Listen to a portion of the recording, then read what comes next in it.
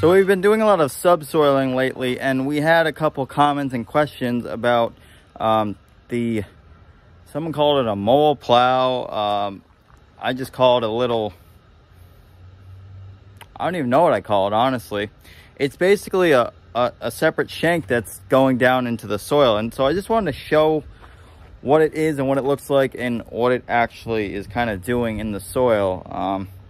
I kind of call it a wedge, a subsoiler wedge, if you will.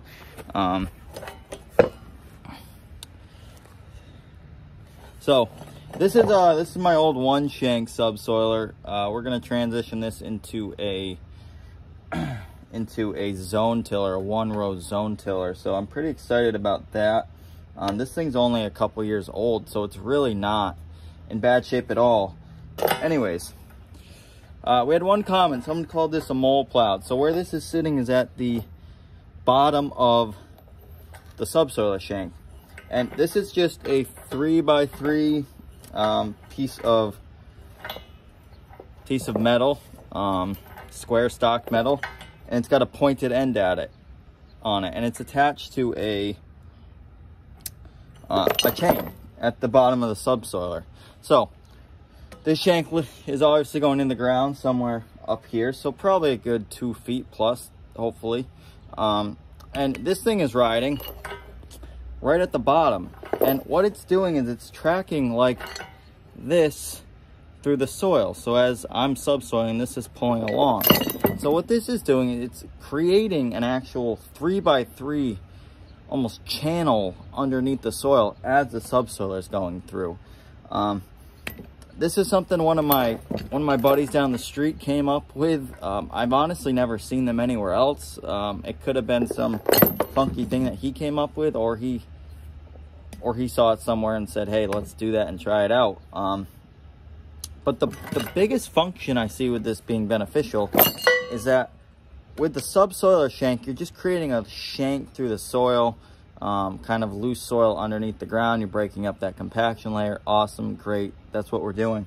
But what this is doing is creating an actual channel 2 feet under the soil instead of just like a simple line. And what I think this is really beneficial for is when you're dealing with heavy rains or excessive rains and you need places for water to go and then drain subsoil, this almost gives a channel for that water to find it and follow that instead of just kind of, filtrating through. We don't want to create leaching, obviously, but this is a good way to help take that water down and give it a place to flow if you're on some kind of slope. So, yeah. Give me names for this. I don't have one. I'm gonna call it the subsoiler wedge. We had another folk call it the mole plow. I thought that was cool. So, anyways, subsoiling's done for now, and we're on to the awful thing of plowing some of the fields. But as we transition over to no-till or limited till, we still have to grow some crops like that. And so that's our next steps. It's a nice, beautiful, sunny day. It's finally warm out, which is amazing.